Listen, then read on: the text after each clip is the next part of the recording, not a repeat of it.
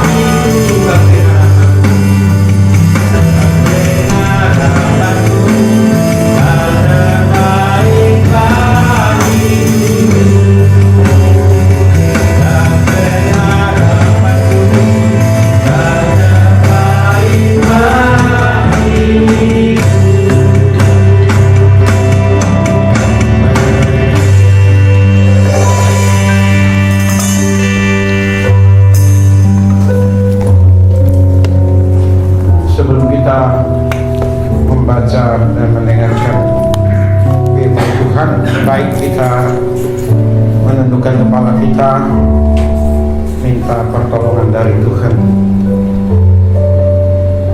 Firman Tuhan ya dan amin. Oleh karenanya berbahagialah setiap pribadi, setiap rumah tangga, setiap gereja yang hidup di dalam firman Tuhan dan selalu merindukan firman Tuhan dalam kehidupannya. Di tengah-tengah ibadah ini Tuhan, kami akan kembali mendengar firman. Berfirmanlah kepada setiap kami, urapilah setiap kami, urapilah hamba-Mu, supaya hamba-Mu boleh menjadi saluran berkat bagi setiap sidang jemaat Tuhan. Terima kasih karenanya waktu ini kami pertaruhkan sepenuhnya ke dalam tangan kasih kuasa Tuhan. Di dalam nama Tuhan Yesus kami berdoa bersyukur. Haleluya. Amin. Saya izin buka masker dan jemaah. Saya kurang tahu suaranya ini pas atau kayak ngegaung begitu. Pas ini ya. Oke, kalau begitu saya lanjut dengan menggunakan mic. Baik, sidang jemaat, kita lihat Yesaya pasalnya yang pertama. Bacaan kita Yesaya pasal pertama ayat 21 hingga ayat 31.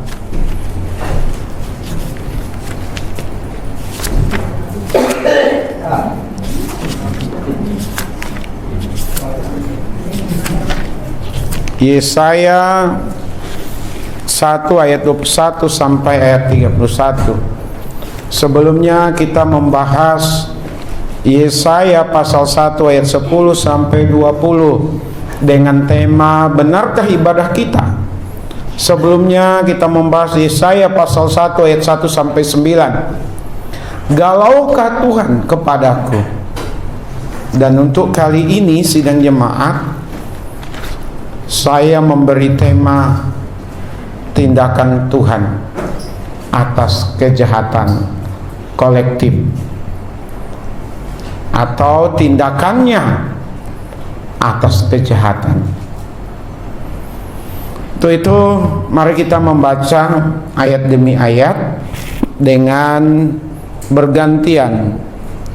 Hukuman atas Yerusalem. Saya akan membaca ayat 21, sidang jemaat ayat 22, demikian hingga kita tuntaskan sampai ayatnya yang ke-31.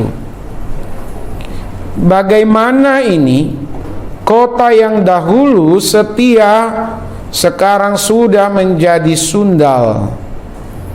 Tadinya penuh keadilan dan di situ selalu diam kebenaran, tetapi sekarang penuh pembunuh.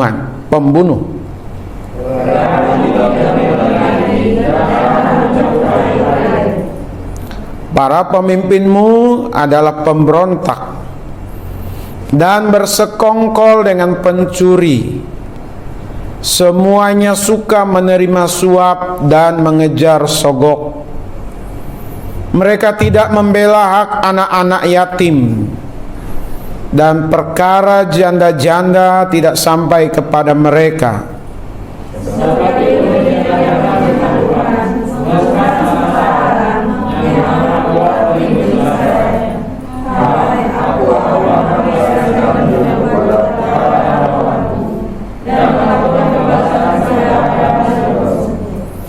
Aku akan bertindak terhadap engkau. Aku akan memurnikan perakmu dengan garam soda dan akan menyingkirkan segala timah daripadanya.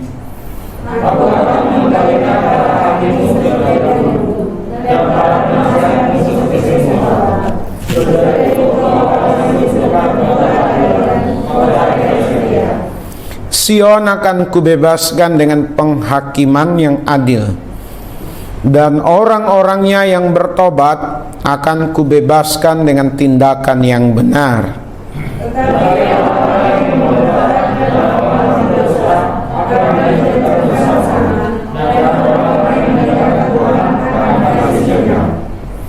Sungguh kamu akan mendapat malu karena pohon-pohon keramat yang kamu inginkan, dan kamu akan tersipu-sipu karena taman-taman dewa yang kamu pilih.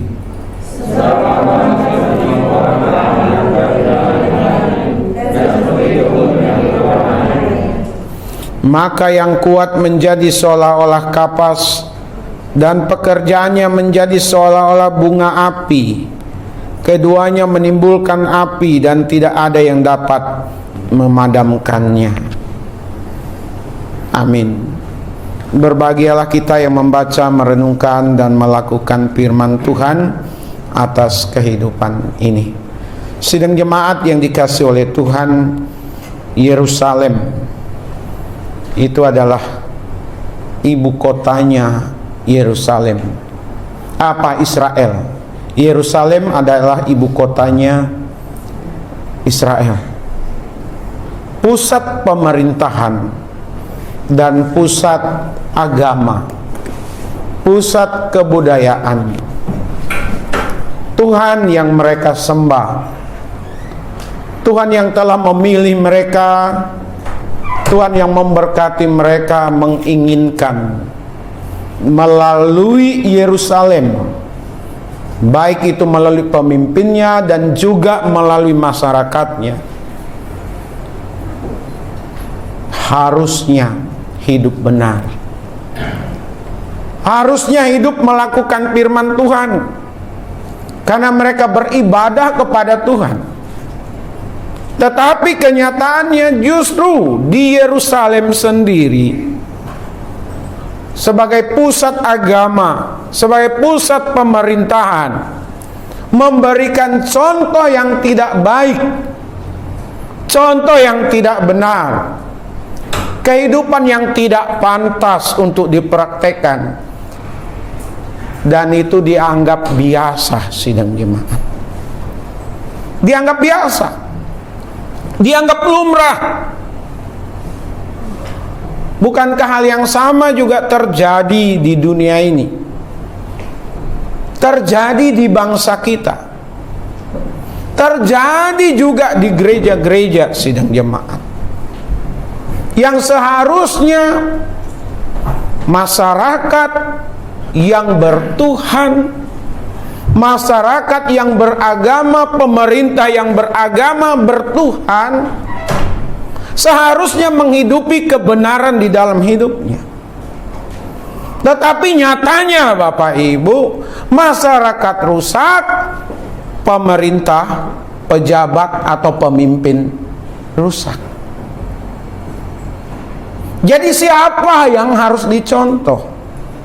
Realita yang ada dianggap biasa, udah tidak mungkin lagi diubah, tidak mungkin lagi diperbaharui. Udahlah, jalani saja. Memang keadaannya, kondisinya seperti itu. Sehingga banyak orang yang putus asa, banyak yang kecewa, banyak yang tawar hati. Sidang jemaat, seolah-olah Tuhan diam, seolah-olah Tuhan membiarkan kejahatan demi kejahatan, ketidakbenaran demi ketidakbenaran terjadi.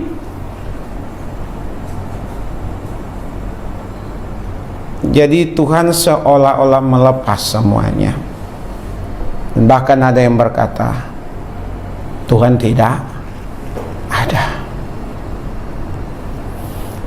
Di Yerusalem, khususnya bangsa Israel, karena bangsa ini, karena kota ini yang ditentukan dan dipilih Tuhan, Tuhan tidak pernah diam. Tuhan tidak akan pernah diam Bapak Ibu. Tuhan bertindak. Apa tindakan Tuhan atas segala macam kejahatan yang dilakukan oleh pemimpin-pemimpin, oleh orang-orang yang berpangkat di dalam suatu lembaga, oleh masyarakat? Ternyata tindakan Tuhan yang pertama, sidang jemaat, kalau dilihat di ayat 21 sampai ayatnya 23 di pasal 1 ini dinyatakan bahwa Tuhan mengamati. Tuhan memperhatikan Bapak Ibu. Tuhan tidak pernah tidur, Tuhan tidak pernah tutup mata terhadap berbagai macam kejahatan yang terjadi di tengah-tengah kehidupan masyarakat dan pemimpinnya yang berubah dari yang benar kepada yang salah, dari yang adil kepada yang tidak adil, dari yang baik kepada yang tidak baik. Coba perhatikan di situ ayat 21 sampai 23.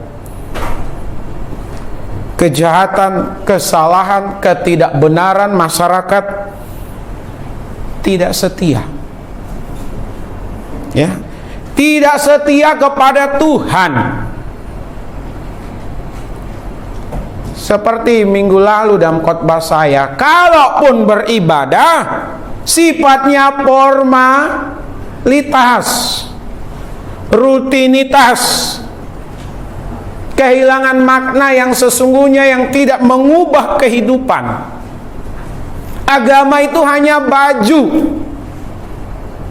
Agama itu hanya dijadikan topeng, gincu, bedak, supaya orang mengira dia orang yang paling benar di hadapan Tuhan. Padahal pembohong besar. Di mulut sempat dan mampu menyebut Tuhan, menyebut Allah. Kata-katanya seperti memang rohani benar.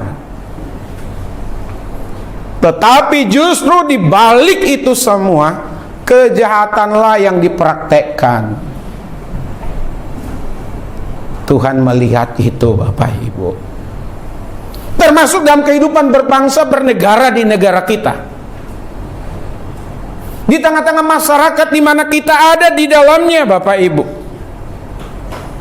Praktek-praktek ketidakadilan yang tidak benar, pembunuhan, manipulasi, Tuhan perhatikan itu Bapak Ibu.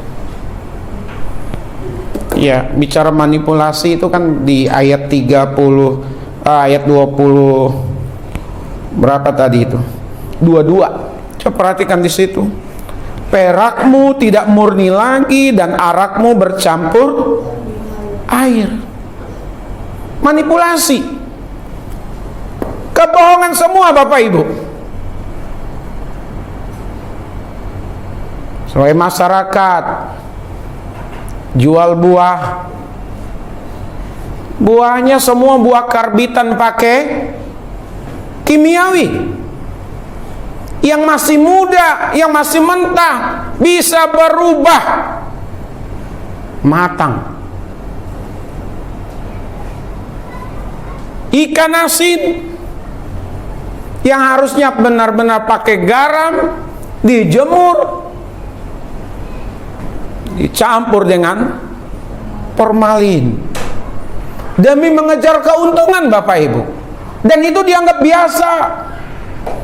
Padahal ada pengontrol makanan itu. Tapi tidak jalan. Semua penuh dengan manipulasi. Kehidupan masyarakat dianggap biasa. Timbangan ngakali 1 on 2 on dianggap biasa kalau dia pedagang. Untung dibilang tidak untung. Barang bukan asli dibilang asli. Itu masyarakat Bapak Ibu. Dan kita ada di dalamnya. Kita ada di tengah-tengah masyarakat. Kita bagian dari masyarakat. Bagaimana dengan kita? Apakah kita sama? Tuhan memperhatikan Bapak Ibu. Tuhan tidak tutup mata, itu tindakan Tuhan itu. Seolah-olah Tuhan membiarkan itu. Lalu bagaimana dengan pemimpin? Dia yang dipercaya untuk memimpin masyarakat, memimpin lembaga, memimpin katakanlah gereja. Kita tidak bersinggungan dengan agama yang lain, Bapak Ibu. Intinya yang beragama, pejabat, intinya pemimpin. Apakah pemimpin itu sudah menjalankan fungsinya dengan benar, dengan baik? Yang berubah di sini, Bapak Ibu, coba perhatikan. Ujung-ujungnya hepeng, duit, lui, money, itu yang dikejar. Pemimpin bersekongkol dengan pencuri, bersepakat dengan pencuri. Budaya mencuri, merampok yang bukan miliknya, yang bukan bagiannya, dimanipulasi sedemikian rupa menjadi miliknya, Bapak Ibu. Maka suap menyuap, sogok menyogok dianggap hal yang biasa, lumrah. Makin tinggi jabatan seseorang, kepemimpinan seseorang, makin riskan terhadap sogok menyogok. Makanya khusus untuk negara kita, tidak cukup dengan Badan Pengawasan Keuangan, didirikanlah KPK. Apa kepanjangan KPK? Ada yang tahu, Bapak Ibu? Komisi Pemberantasan Korupsi. Terlalu keren. Korupsi itu terlalu tinggi kata-katanya. Kenapa tidak disebut bukan KPK? KPK. Tapi diubah Komisi Pemberantasan Maling atau Komisi Pemberantasan Perampok, Pencuri. Karena itu yang lebih familiar di telinga kita, Bapak Ibu. Sudah dibuat seperti itu pun masih terus. Betul ya Bapak Ibu ya? Lalu apa kaitannya dengan kita? Saya mau sampaikan kepada kita Bapak Ibu, orang-orang Kristen.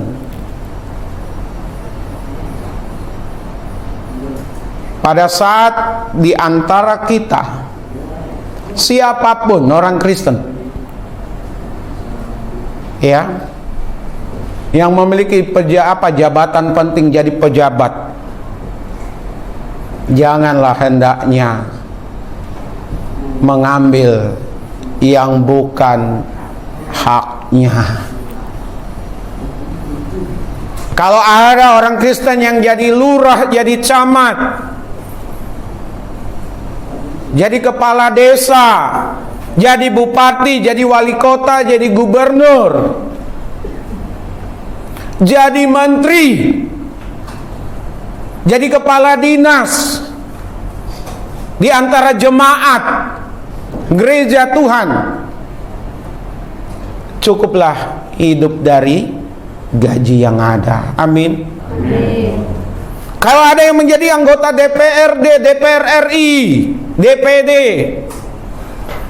ambillah, bawalah ke rumah, adalah gaji yang didapat dari negara, bukan uang lewat bagi-bagi proyek, bagi-bagi pasal sidang jemaat. Kita siapa tahu di antara anak-anak kita nanti jadi orang-orang penting. Sebelum jadi, Ingatkan, tanamkan, jangan pernah mengambil yang bukan haknya. Merampok. Seorang pemimpin merampok yang bukan haknya. Kacau Bapak Ibu. Saya kalau ada transferan Bapak Ibu, saya suka tanya, ini untuk gereja atau untuk saya?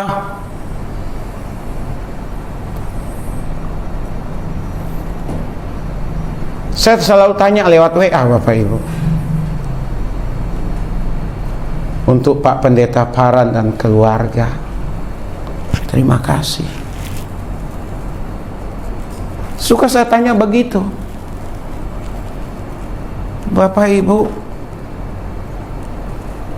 orang berusaha untuk menjadi makin kaya. Orang berusaha untuk menjadi semakin populer. Tidak peduli dari mana pendapatannya. Maksudnya dari mana dia dapat itu. Yang penting merampok dan merampok terus. Bisa jadi rapi, benar, rapi, laporannya rapi, karena semua bisa direkayasa, semua bisa dimanipulasi. Tapi ingat, Tuhan tidak pernah tidur. Tuhan memperhatikan, Tuhan melihat situasi kondisi yang ada Bapak Ibu. Jadi kita di tengah-tengah kehidupan masyarakat, kalau kita jadi pedagang, jadilah pedagang yang benar. Amin. Amin. Kalau kita jadi pedagang, biro jasa dan lain sebagainya, ya, dan lain sebagainya Bapak Ibu, yang saya maksudkan, kita harus selalu menghidupi firman Tuhan. Amin. Amin. Berat Bapak Ibu, karena dunia udah rusak, masyarakat udah rusak. Tapi sekalipun berat, kita belajar untuk menghidupi firman Tuhan, karena Tuhan itu tidak pernah tidur. Tuhan mengamati, Tuhan memperhatikan. Boleh saja dia mengambil sebanyak-banyaknya kalau itu pemimpin. Boleh saja orang itu tidak adil, tidak benar. Saya katakan seperti minggu lalu, tipu sana, tipu sini. Di tengah-tengah masyarakat yang rusak, hendaknya kita jangan rusak. Jadilah ikan yang hidup, bukan ikan yang mati. Kalau ikan yang mati terbawa arus Bapak Ibu. Kemana arusnya, ke situ dia ikut. Tapi kalau ikan yang hidup, dia bisa melawan arus untuk mencapai tujuannya. Jadilah kita bukan bunglon. Ini bukan hanya untuk jemaat, untuk saya juga Bapak Ibu. Bunglon. Apa itu bunglon? Binatang yang mampu, ya, kadal yang mampu menyesuaikan diri dengan lingkungannya.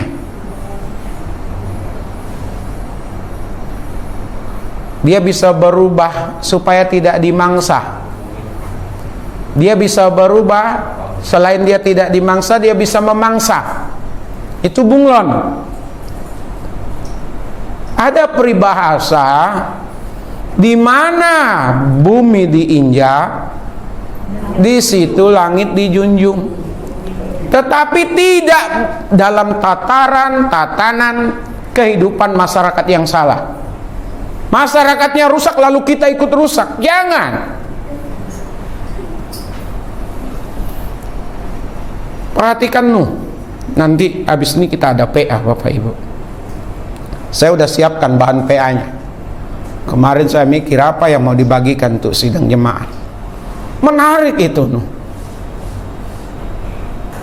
Yang lain masyarakatnya rusak, kecenderungan hatinya rusak itu orang masyarakat. Tapi tidak. Dia bergaul intim dengan Tuhan, maka Tuhan menyingkapkan, menyatakan rahasia kehendaknya kepada Nuh, bahwa Tuhan akan menghabisi manusia. Nuh selamat gak? Selamat. Tidak hanya Nuh, tapi keluarganya, anak-anaknya, istrinya, menantunya selamat. Tidak ikut arus.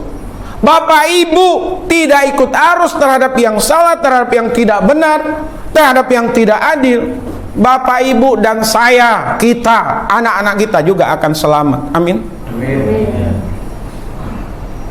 Yang berikut, tindakannya atas kejahatan, Tuhan bertindak.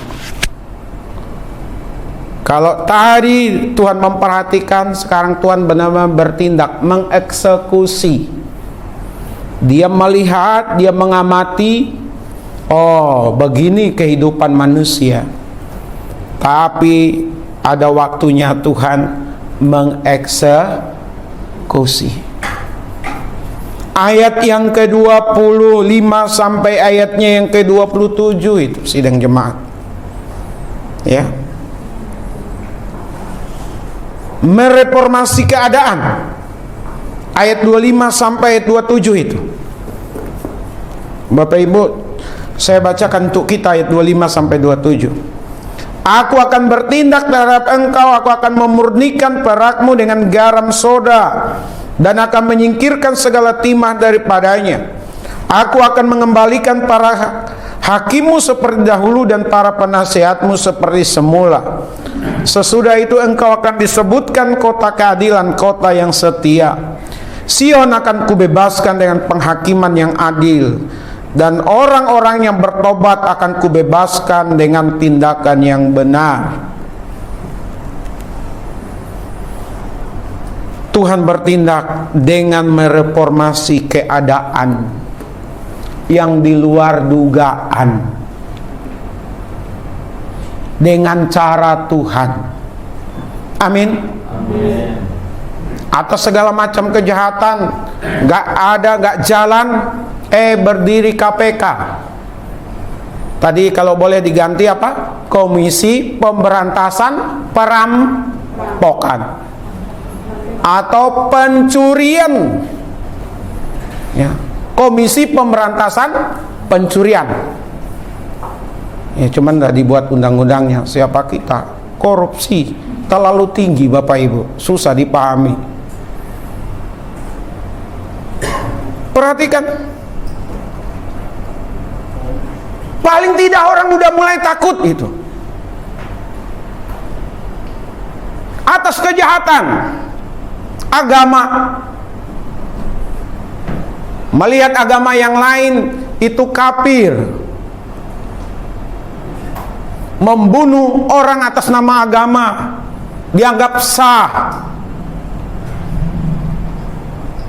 Berusaha untuk mendirikan negara baru yang bukan berideologi Pancasila dan Undang-Undang Dasar 45. Maka didirikanlah apa? Densus 88. Bayangkan kalau tidak ada KPK, tidak ada Densus 88 negara kita,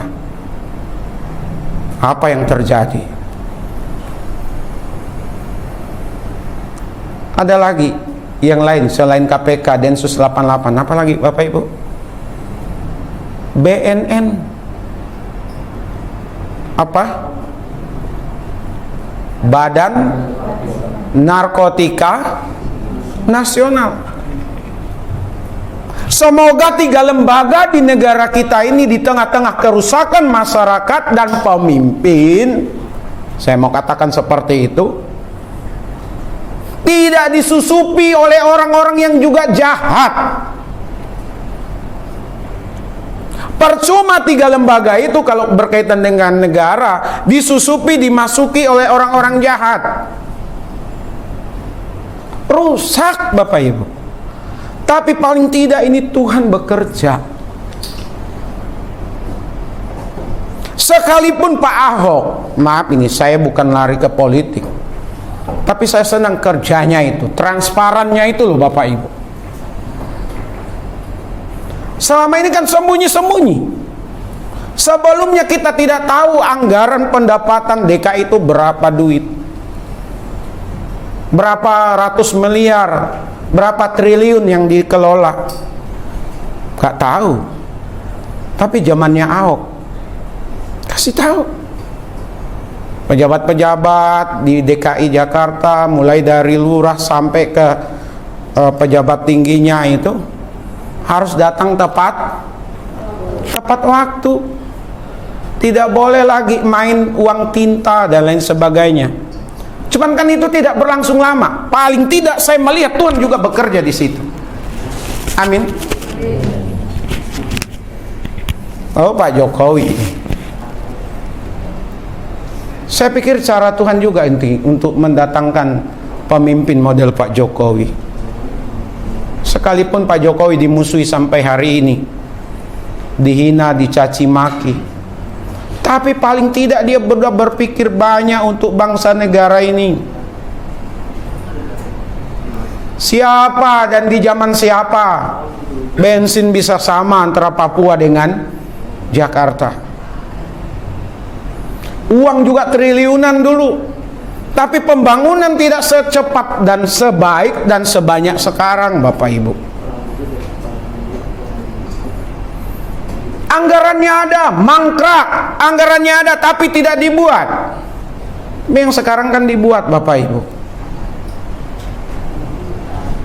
Buat besi aja harus pakai SNI untuk proyek-proyek negara. Tender tidak lagi sembarangan. Kalau dulu yang pelaku tender itu, pembisnis, pemborong itu dapat untung yang sebesar-besarnya. Sekarang berani buat untung sebesar-besarnya akan buntung Bapak Ibu. Makanya puji Tuhan sudah banyak orang pebisnis-pebisnis yang mengerjakan proyek itu udah tidak lagi mau banyak bermain. Kalaupun bermain tidak banyak, masih saja ngeyel. Tapi saya kita berdoa berharap di tengah-tengah kerusakan masyarakat, pemimpin-pemimpin kita Tuhan akan pakai. Amin.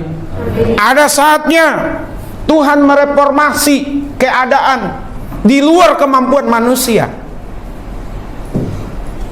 termasuk di lembaga-lembaga gereja Bapak Ibu. Apakah itu sinode, apakah itu gereja lokal, lembaga pendidikan, rumah sakit, ya, biro hukum yang tadinya rusak, Tuhan perhatikan. Atas nama Tuhan, pakai visi misi dari Tuhan, perjalanannya melenceng, Tuhan perhatikan. Tapi ada saatnya Tuhan juga akan mengeksekusi. Tuhan kirim orang-orang yang baik, orang-orang yang benar, orang-orang yang jujur. Bapak Ibu, selain itu Tuhan menghukum yang tidak mau bertobat. Itu ada di ayat 28 sampai ayat 31. Apa itu? Dihancurkan Bapak Ibu. Apalagi habis lenyap, apalagi dipermalukan, apalagi tidak berdaya. Saya ulang, dihancurkan, habis lenyap, dipermalukan, tidak berdaya.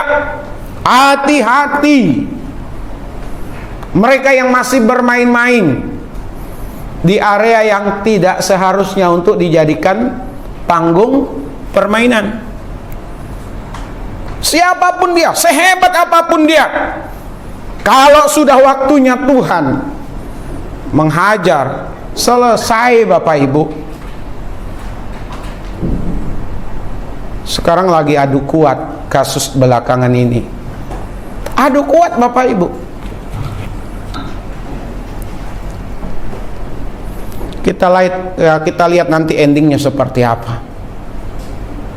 Tapi kalau Tuhan ada di dalamnya, sehebat apapun dia, sekuat apapun dia, paling tidak Tuhan akan permalukan di tengah-tengah komunitasnya, di tengah-tengah masyarakat, di tengah-tengah banyak orang.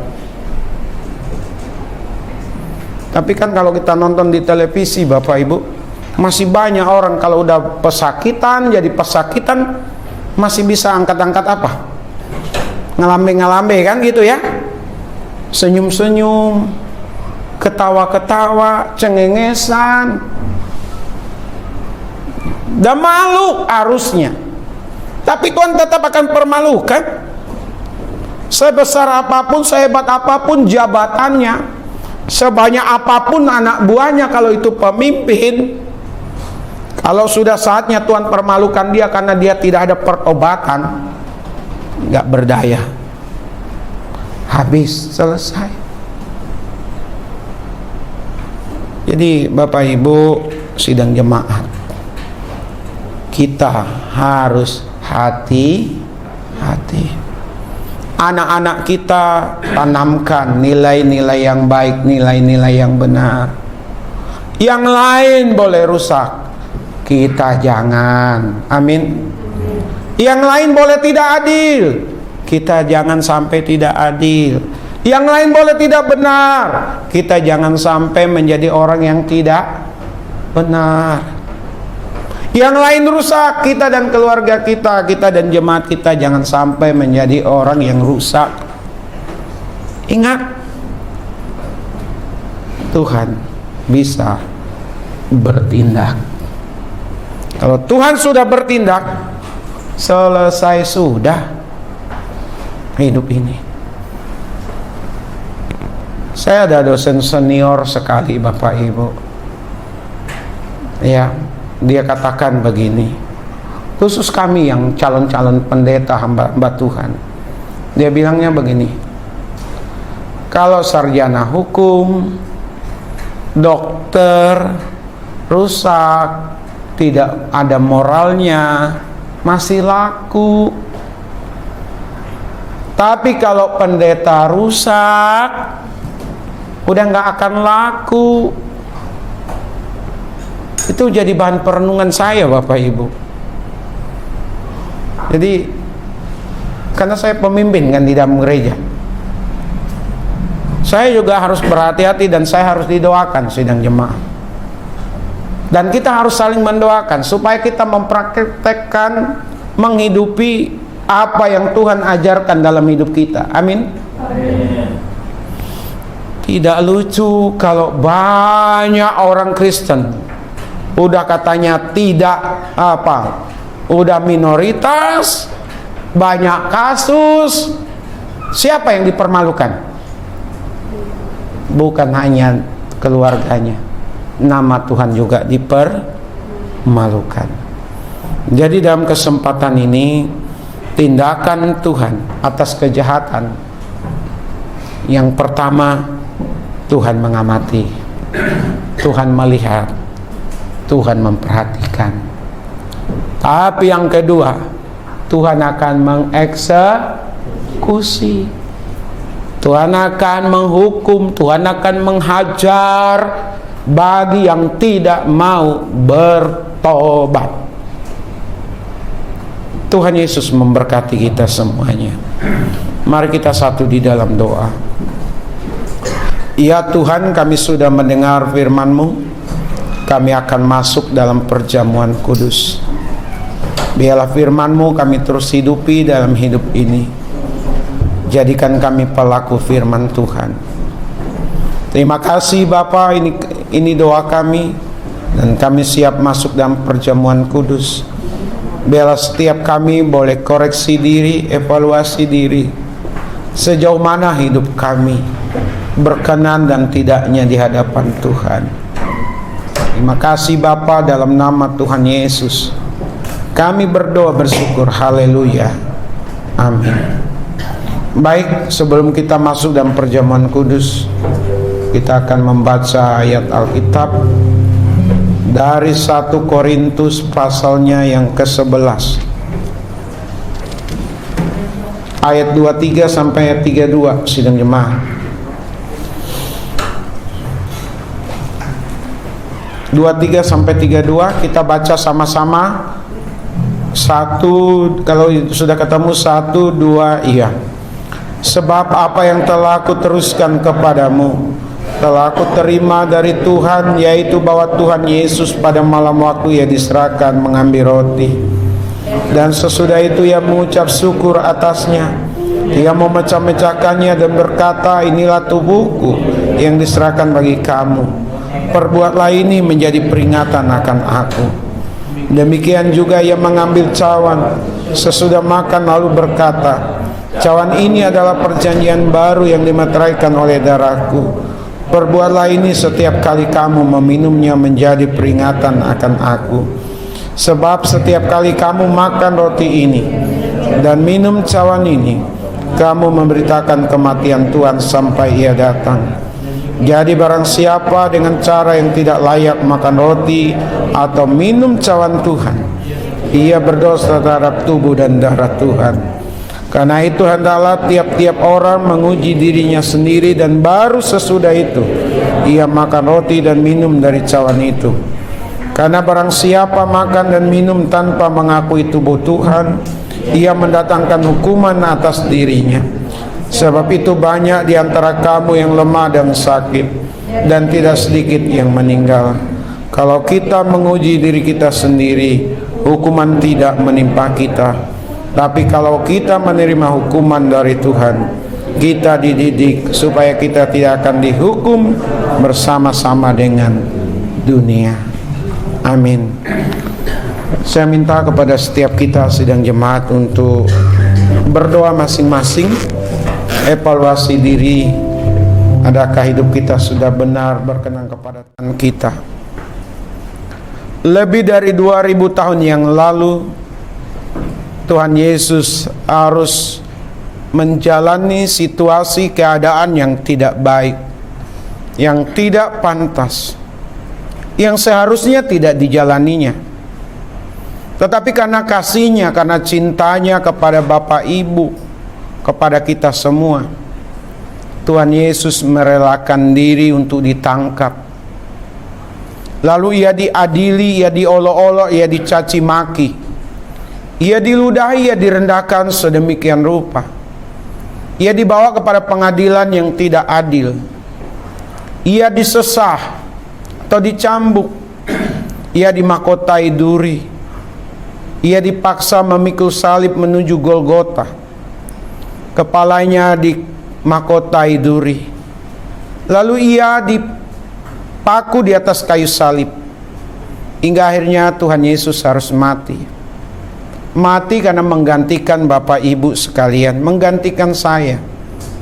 Kita yang adalah seteru atau musuh Allah karena dosa, menjadi anak-anaknya, menjadi pewaris janji-janji Allah. Nah, untuk mengingat akan hal itu, dan sekaligus kita mempersiapkan diri untuk kedatangannya yang kedua kali, marilah sidang jemaat kita makan roti yang merupakan lambang tubuhnya ini dengan penuh ucapan syukur kepadanya. Karenanya makanlah.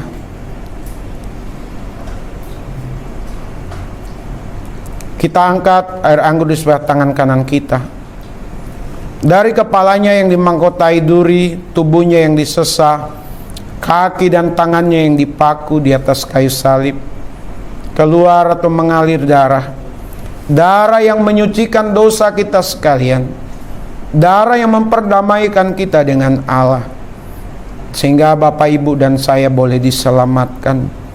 Untuk mengingat, mengenang, dan sekaligus mempersiapkan diri untuk kedatangannya yang kedua kali, marilah kita minum air anggur yang merupakan lambang darahnya ini dengan penuh ucapan syukur kepadanya.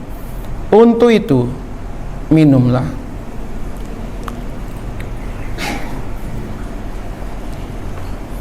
Kita berdoa dan doa ucapan syukur saya mohon kepada Ibu Yekti untuk pimpin kita.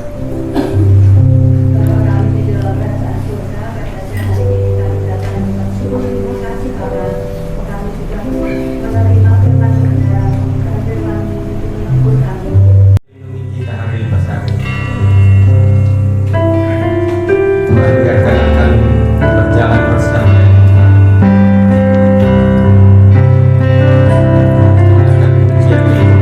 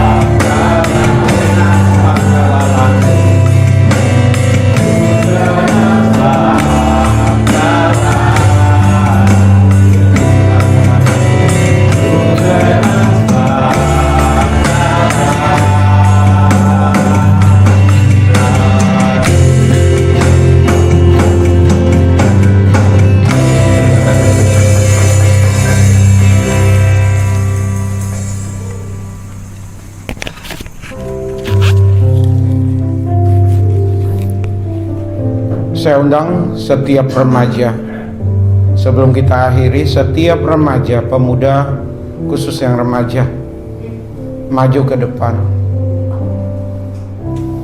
Yang merasa remaja, maju ke depan.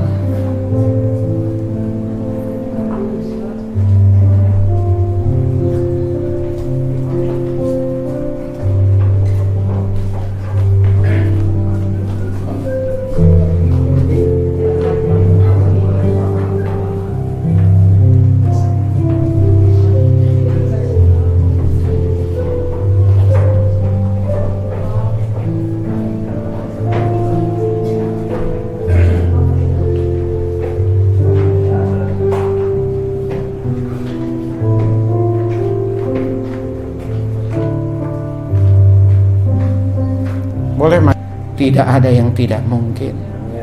Diberkatilah mereka semuanya. Diberkatilah mereka semua.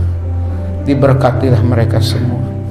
Jadi orang-orang yang takut akan Tuhan, orang-orang yang hormat sama orang tua, orang-orang remaja yang tahu masa depan begitu berat, mereka harus berjuang. Jangan biarkan mereka berjuang sendiri Tuhan. Mereka berjuang bersama dengan Engkau. Terima kasih Bapa, terima kasih Yesus. Diberkati sekali lagi anak-anak remaja ini. Amin. Silakan kembali.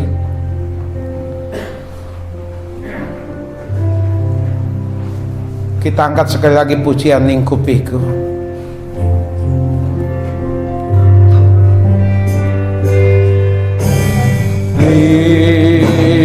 Lingkupiku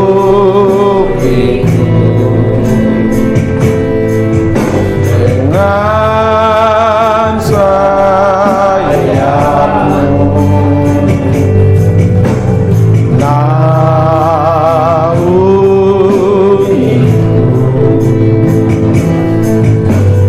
dengan kuasamu, di saat badai bergelora, ku akan terbang bersamamu. Bapa kau Raja atas semesta,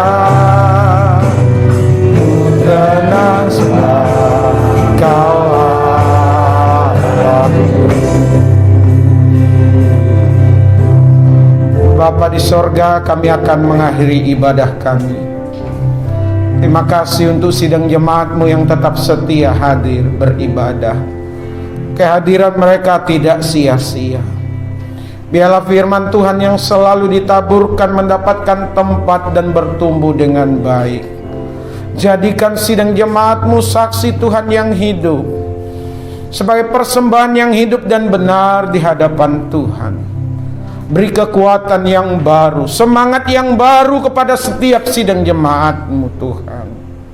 Biar hanya memandang kepada Engkau, bahwa Engkau Allah di dalam Yesus Kristus yang satu-satunya dapat diandalkan.